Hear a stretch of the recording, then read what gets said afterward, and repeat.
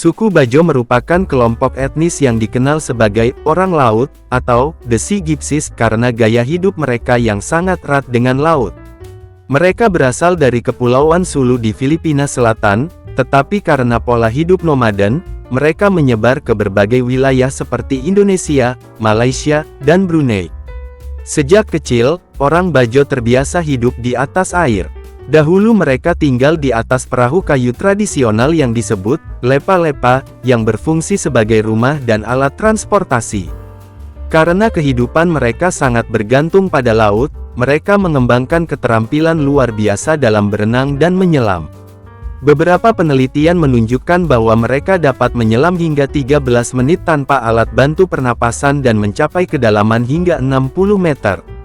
Hal ini disebabkan oleh adaptasi tubuh mereka, terutama kapasitas paru-paru yang lebih besar dari manusia pada umumnya.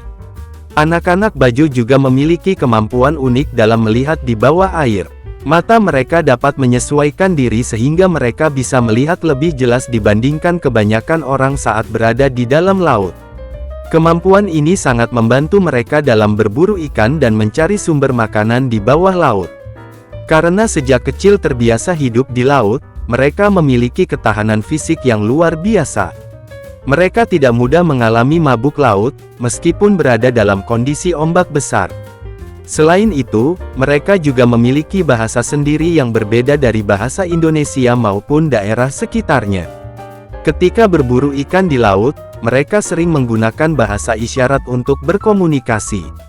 Keunikan kehidupan suku Bajo ini bahkan menginspirasi film Avatar 2, The Way of Water. Sutradara James Cameron mengungkapkan bahwa karakter klan Metkayina, yang merupakan penghuni lautan di film tersebut, terinspirasi dari kehidupan suku Bajo. Meskipun dahulu hidup berpindah-pindah, saat ini banyak anggota suku Bajo yang telah menetap di rumah-rumah panggung di daerah pesisir. Beberapa komunitas besar suku Bajo dapat ditemukan di Wakatobi, Sulawesi Tenggara, dan Taman Nasional Kepulauan Togean, Sulawesi Tengah.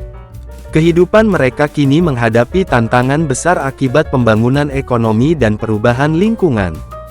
Penurunan populasi ikan serta kebijakan pemerintah yang membatasi kebebasan mereka berlayar menjadi hambatan bagi keberlangsungan budaya dan mata pencaharian mereka.